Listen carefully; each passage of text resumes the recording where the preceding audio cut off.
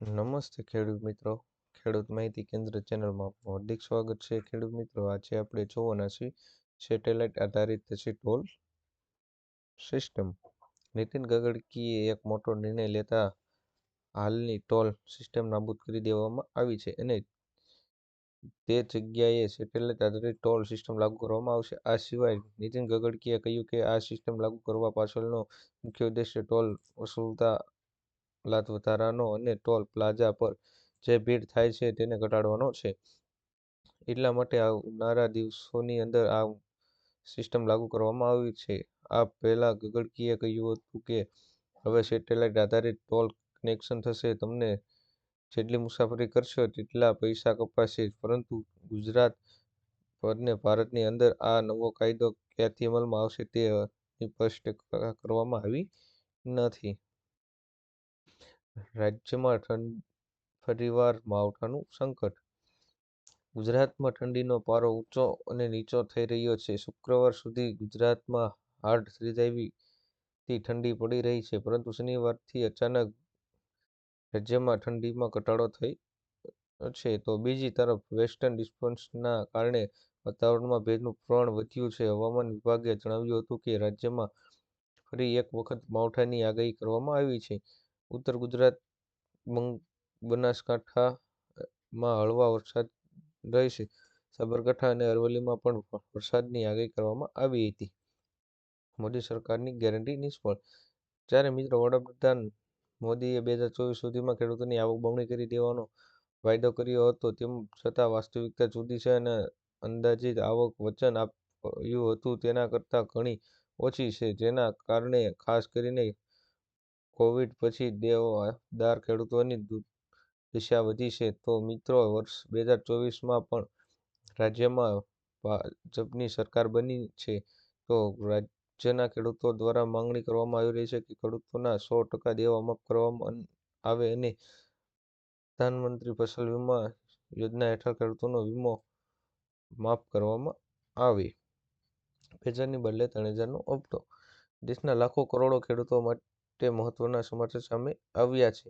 એવું કહેવામાં આવી રહ્યું છે કે પ્રધાનમંત્રી કિસાન સન્માન નિધિ યોજના હેઠળ ખેડૂતોને આપવામાં આવતી વાર્ષિક આવક 6,000 રૂપિયાની આર્થિક સહાય વધીને 8,000 રૂપિયા થઈ શકે છે. દેશના ખેડૂતો લાંબા સમયથી માંગ કરી રહ્યા છે કે પીએમ કિસાન યોજના હેઠળ આપવામાં આવતી સહાયની રકમને વધારવામાં આવશે. દેશભરના ખેડૂતો 1 ફેબ્રુઆરી 2025ના રોજ રજૂ થનાર કેન્દ્રીય બજેટમાં આ વધારાની અપેક્ષા રાખી રહ્યા છે.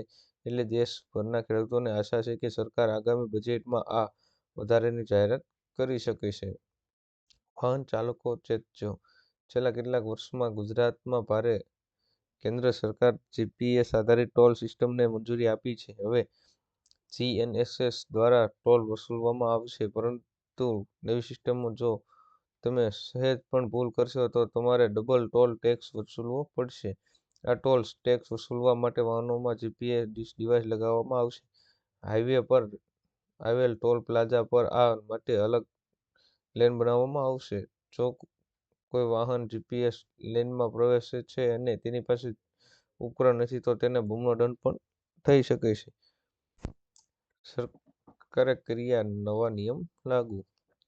છેલ્લા કેટલાક વર્ષોમાં ગુજરાતમાં ભારે વાહનોને કારણે અકસ્માત અને અકસ્માતમાં મોતનું પ્રમાણ ખૂબ જ વધ્યું છે. ત્યારે સરકાર દ્વારા આ મુદ્દાને ગંભીરતાથી લઈને નવા નિયમો લાગુ કરી દેવામાં આવ્યા છે. નવા નિયમો ખૂબ જ કડક બનાવવામાં આવ્યા છે. બેલગામ બનેલા ભારે વાહનોની રફતાર પર રોક લગાવવા અને અકસ્માતોને અટકાવવા માટે સરકાર દ્વારા આ પગલું ભરવામાં આવ્યું છે. નવા નિયમો અનુસાર આજથી સમગ્ર ગુજરાત રાજ્યમાં ભારે વાહનોની અવરજવર માટેનો નિયમ બદલાઈ જશે. રાજ્યભરમાં ભારે વાહનો માટે આજથી ઓટોમેટિક ટેસ્ટિંગ ફરજિયાત રહેશે. આજના સૌથી મોટા ખેડૂત સમાચાર. આજે રાજકોટ માર્કેટ યાર્ડમાં કપાસ, મગફળી, સૂકી ડુંગળી, તલ, ધાણા, રાયડો, વરિયાળી, જીરું સહિત ઘણા બધા પાકોની આવક થઈ રહી છે. રાજકોટ માર્કેટ યાર્ડમાં કપાસની 4,000 ક્વિન્ટલથી વધુ આવક નોંધાઈ હતી, જેમાં એક મણ ખેડૂતોને 1,340 થી 1,555 રૂપિયા સુધીના મળ્યા હતા. આ સિવાય મગફળીની 3000 ક્વિન્ટલ આવક થઈ હતી, જેમાં જાડી મગફળીની 1800 અને ઝીણી મગફળીની 1600 ક્વિન્ટલ આવક થઈ હતી. જાડી મગફળીના ખેડૂતોને 951 થી 1240 અને ઝીણી મગફળીને 981 થી 1225 રૂપિયા સુધીના ભાવ જોવા મળ્યા હતા. આજના સૌથી મોટા ખેડૂત સમાચાર. આ સિવાય રાજકોટ માર્કેટ યાર્ડમાં સૂકી ડુંગળીની 920 ક્વિન્ટલ આવક થઈ હતી અને તેના એક મણના ખેડૂતોને 115 રૂપિયાથી લઈને 820 સુધીના ભાવ જોવા મળ્યા હતા. આ સિવાય કાળા તલની 180 ક્વિન્ટલ આવક જોવા મળી હતી, જેના એક મણના 2840 થી 4000 સુધીના ભાવો રહ્યા હતા. આ સિવાય ધાણાની 450 ક્વિન્ટલ આવક થઈ હતી, જેના એક મણના 1300 રૂપિયાથી લઈને 1600 સુધીના ભાવ જોવા મળ્યા હતા. આ સિવાય રાઈની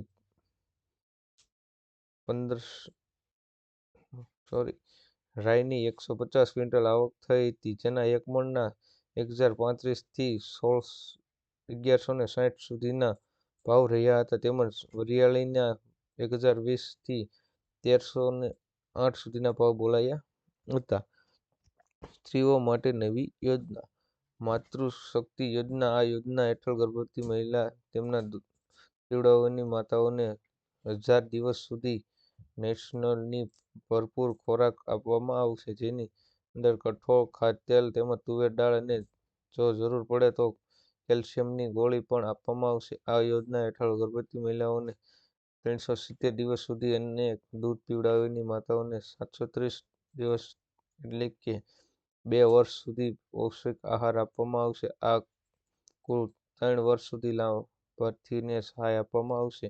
આ યોજના હેઠળ 3 થી 6 વર્ષ સુધીના બાળકોને આંગણવાડીમાં સુખડી પણ આપવામાં આવશે. 500ની અસલી નોટોને લઈ ગાઈડલાઈન.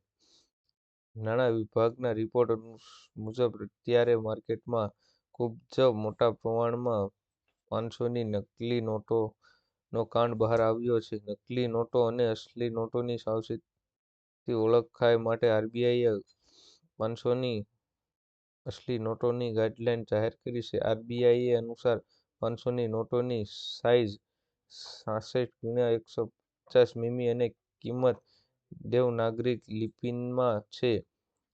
નોટને વાળવાની લીલા રંગની પટ્ટી બ્લુ કલરની દેખાશે.